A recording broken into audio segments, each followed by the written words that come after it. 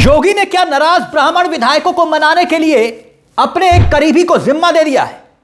अचानक ऐसा क्या हुआ कि प्रदेश अध्यक्ष को यूपी से मुलाकात, जी हां, योगी से मुलाकात करने के लिए पहुंचना पड़ा और खबरें उड़ने लगी कि बीजेपी के ब्राह्मण विधायकों की असंतुष्टि के बीच नाराज विधायकों में से कुछ को मंत्रिमंडल में शामिल किया जा सकता है। तो क्या वाकई में ऐसा होने जा रहा है? बाकायदा अखबारों की यह सुर्खियां जो आपके सामने है, यह बता रही है कि ब्राह्मण विधायकों की नाराजगी के बीच में योगी के आवास पर यह बैठक हुई, डैमेज कंट्रोल की जिम्मेदारी सौंप दी गई है। अब अंदर की खबर क्या है और क्यों यह कहा जा रहा है कि कल तक यही प्रदेश अध्यक्ष पंकज चौधरी अपने ब्राह्मण विधायकों को धमकी दे रहे थे, चेतावनी दे रहे थे और एकाएक वही पिघल गए?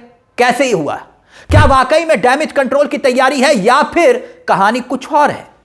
यह बात हम क्यों कह रहे हैं कि ब्राह्मण विधायकों की कहानी कुछ और है? कहीं सियासी लॉलीपॉप देने की तैयारी तो नहीं है?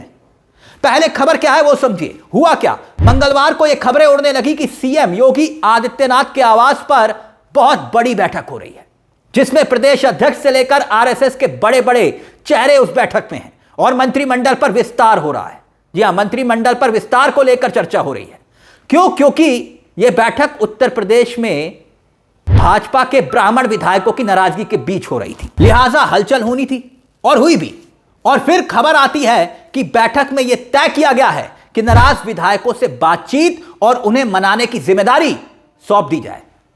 पूर्व प्रदेश अध्यक्ष रमापति राम त्रिपाठी, उनको त्रिपाठी जी को जिम्मेदारी दी गई है और रमापति राम त्रिपाठी को यह जिम्मेदारी तो सौंप दी गई कि आप विधायकों से संवाद करेंगे और हालात को सामान्य बनाएंगे।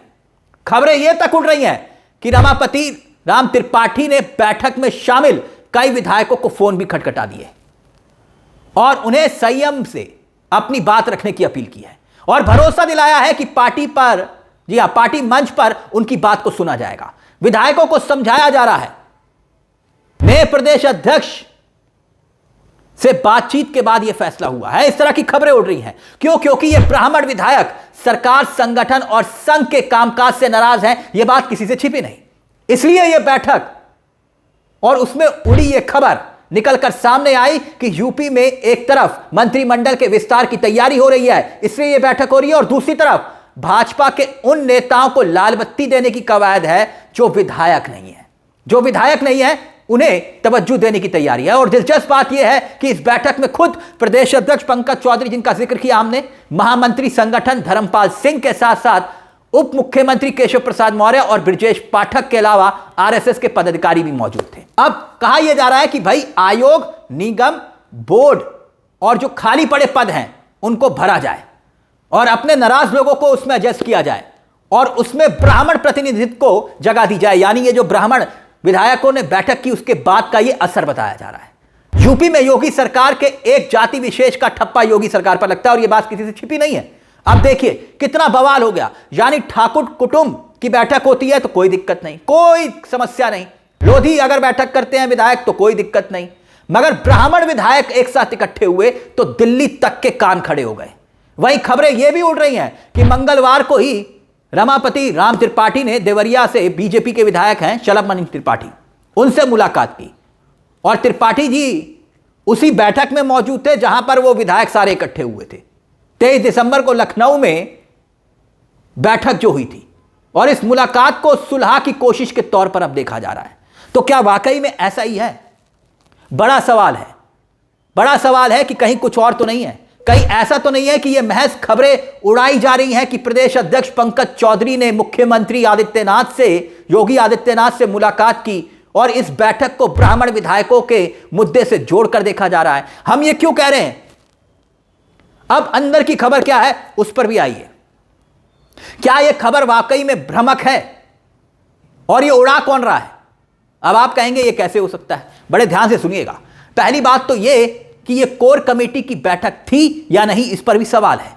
यह संघ बीजेपी की हर महीने होने वाली समन्वय बैठक थी जो पंकज चौधरी के प्रदेश अध्यक्ष बनने के बाद पहली बार हुई थी और यह बैठक विशेषकर आरएसएस के 36 अनुशांसिक संगठनों के साथ तालमेल और एसआईआर जैसे मुद्दों को लेकर हुई थी।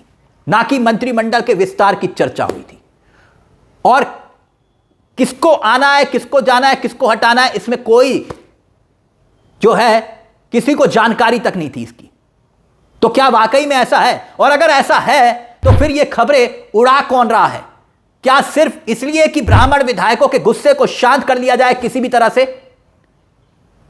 अब आपके सामने कुछ और मामले हम रखते हैं। क्यों? क्योंकि बीजेपी यह जानती है कि अगर ब्राह्मण नाराज है तो 27 तो छोड़िए, 29 में भी लोकसभा के चुनाव में दिल्ली का रास्ता उत्तर प्रदेश से मुश्किल होने वाला है, यह तय है। और ब्राह्मण वोटर इंटैक्ट रहा है अब तक बीजेपी के साथ, और अगर वो मूव कर गया तो दिक्कत हो जाएगी।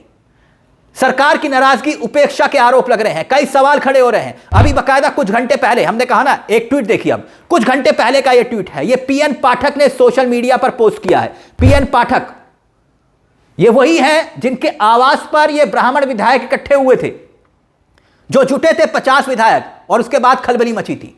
अब पीएन पाठक ने क्या लिखा है वो देखिए, आपकी स्क्रीन पर है।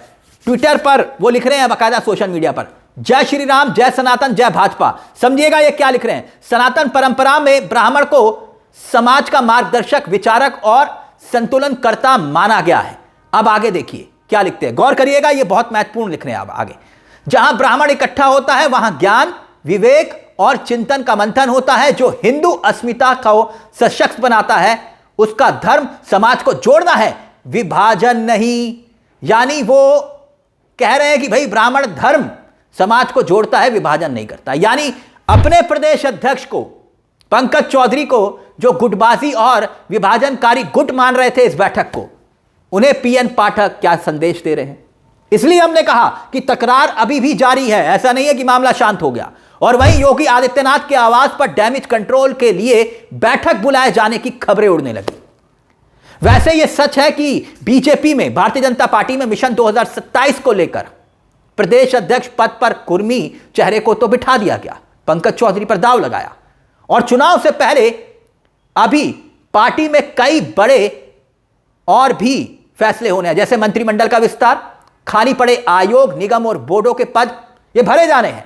नगर निकाय के 2800 से ज्यादा अधिक पार्षदों को मनोनयन का काम भी करना है। इसके साथ साथ प्रदेश संगठन की नई टीम भी बननी है, सभी जिलों में संगठन का विस्तार होना है। मगर सवाल यह कि क्या ब्राह्मण विधायकों को शांत करने के लिए ही तो यह खबरें नहीं उड़ाई गई? ये खबरें कौन उड़ा रहा है कि मंत्रिमंडल में तुम्हारी भी लॉटरी खुल सकती है। यानी ब्राह्मण विधायकों को यही संदेश दिया जा रहा है कि भाई लॉटरी खुलने वाली है और उस लॉटरी में आपका नाम है। अब वो लॉटरी कब खुलेगी ये कोई नहीं जानता, लेकिन हां यह खबर उड़ा दी गई कि मंत्रिमंडल का विस्तार हो रहा है। तो क्या वाकई में मंत्रिमंडल का विस्तार हो रहा है, या फिर ब्राह्मण विधायकों को शांत करने की ये सिर्फ भ्रामक खबरें हैं? यह भी एक बड़ा सवाल है। इस मुद्दे को लेकर आपकी क्या राय है?